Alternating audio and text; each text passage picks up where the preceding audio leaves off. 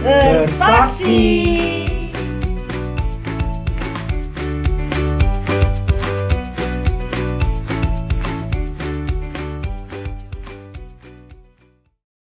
Shalom adik-adik Sisi.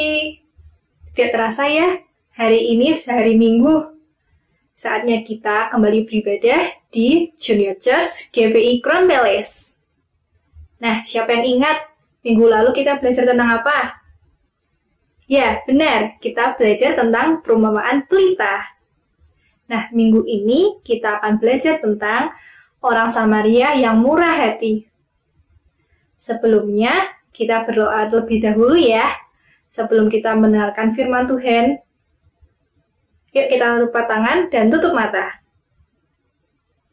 Tuhan, terima kasih atas berkat-Mu seminggu kemarin, sehingga kami bisa berkumpul kembali bersama di gereja ini untuk memuliakan dan memuji nama-Mu.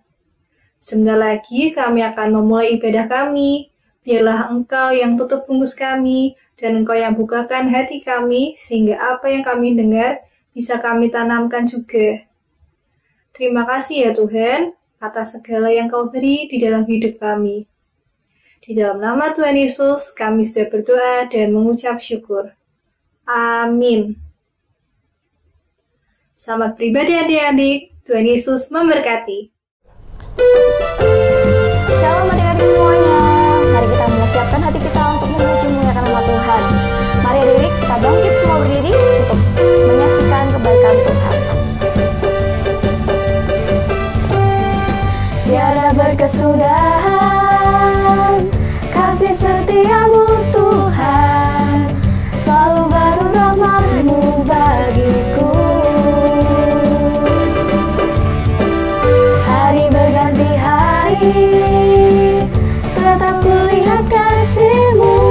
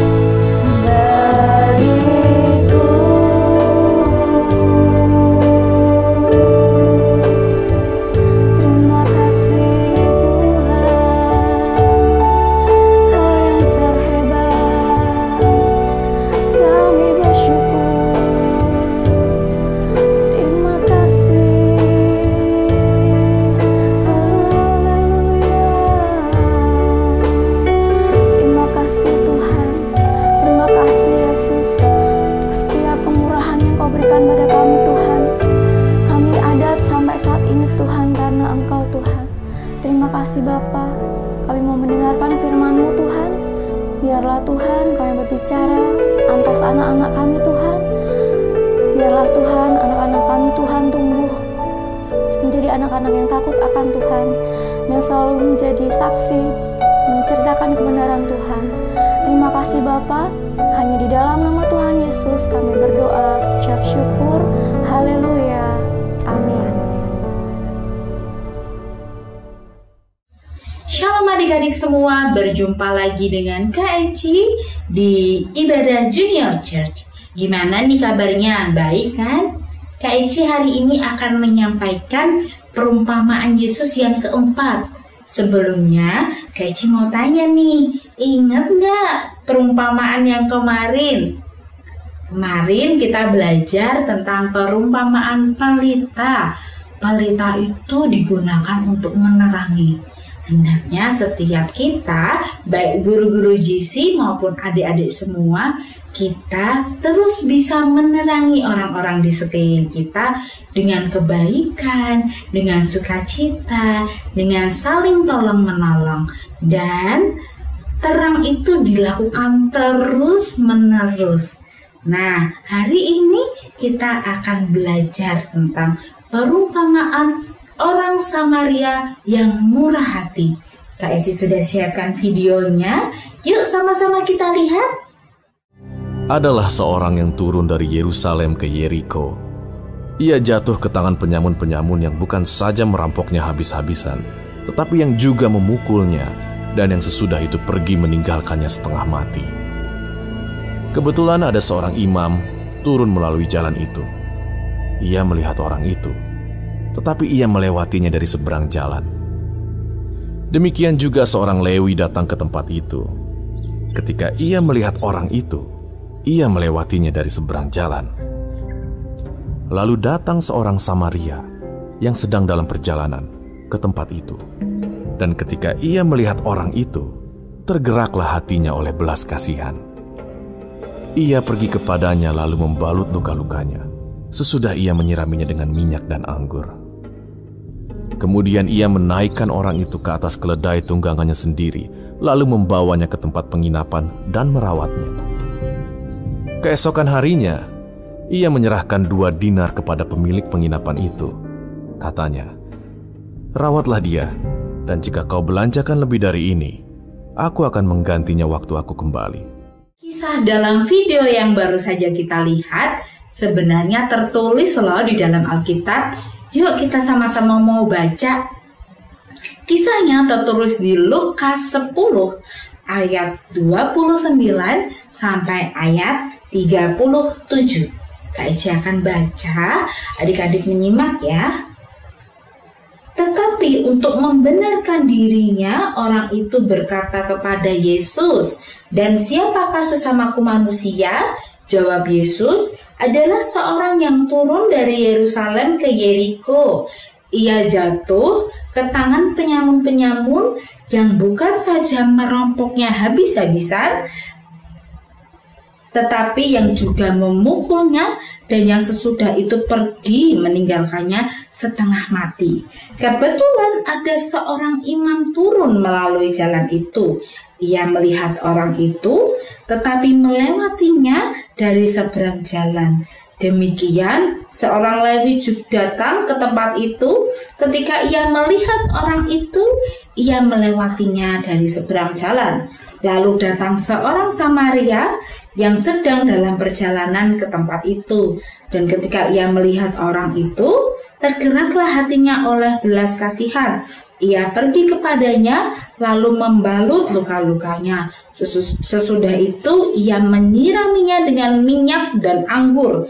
Kemudian ia menaikkan orang itu ke atas keledai tunggangannya sendiri, lalu membawanya ke tempat penginapan dan merawatnya.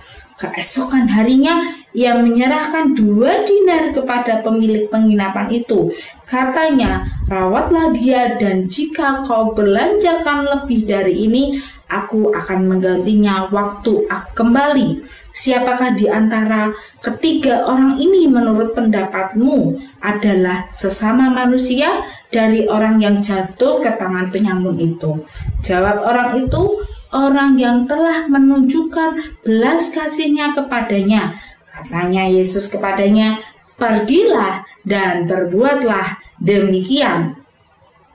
Cerita ini bercerita tentang seorang yang dirampok. Dia sudah jatuh di jalan, harusnya segera ditolong, tapi tidak segera ditolong.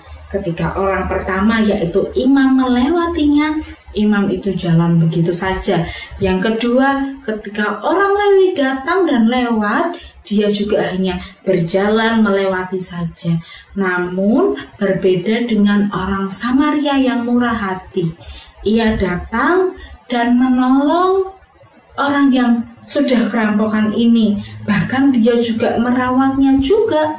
Dia membawanya ke penginapan dan meminta untuk pemilik penginapan merawatnya. Adik-adik tahu, melalui cerita ini Tuhan mengajarkan kepada kita dua hal. Yang pertama, Tuhan menghendaki kita mengasihi sesama manusia, bukan manusia yang sama dengan kita saja. Dalam mengasihi sesama manusia, kita tidak boleh membeda-bedakan. Orang Samaria dalam cerita tadi adalah orang yang berbeda dengan orang yang dirampok. Yang dirampok tadi orang Yahudi. Zaman dahulu orang Yahudi dan orang Samaria bukanlah orang yang saling berteman, bahkan justru cenderung bermusuhan. Namun orang Samaria ini mau menolong. Karena apa? Karena orang Samaria ini memiliki kasih. Kasih. Tuhan Yesus mengajarkan kita kasih. Kasih itu tidak boleh dibeda-bedakan. Tidak boleh hanya untuk sahabat saja, atau teman saja, atau mungkin keluarga saja. Namun kasih harus dibagikan ke semua orang, bahkan dengan musuh-musuh kita, orang-orang yang tidak suka kita, orang-orang yang kita sebenarnya kurang suka. Kita harus membagikan kasih kepada semua orang. Mengapa Kak Eci kita harus membagikan kasih untuk semua orang? Karena setiap orang memerlukan kasih.